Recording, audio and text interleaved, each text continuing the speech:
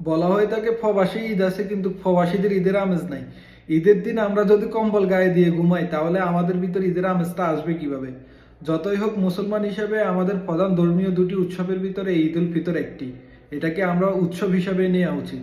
আমরা একটা বিলেতে অনেকগুলো লোক থাকি, তাহলে আমরা সামান্য কিছু চাঁদা তুলে যদি ঈদের দিন কিছু একটা আয়োজন করি, সেমাইয়ের আয়োজন করি, ভালো একটা খাবারের আয়োজন করি, কিংবা সবাই মিলে কোথাও ঘুরতে যাই, সময়টাকে ভালো একটা সময় স্পেন্ড করি, আমরা যে যাই কামাই করি নিজের জন্য কিছু বাজেট করা উচিত, নিজের জন্য কিছু কিনা উচিত। এই উৎসবটাকে উৎসবের মতো করে পালন করা উচিত। আর যদি বলি যে না এখানে আমার আত্মীয় স্বজন নাই, এখানে আমার কেউ নাই, আরে ভাই এখানে আপনার ভাই বন্ধু যারা আছে তাদের সাথে ঈদটা করেন। আপনি আগামী বছর বেঁচে থাকবেন, আরেকটা ঈদ পাবেন, ওই হায়াতের গ্যারান্টি তো কেউ দিতে পারে না, ঠিক আছে না?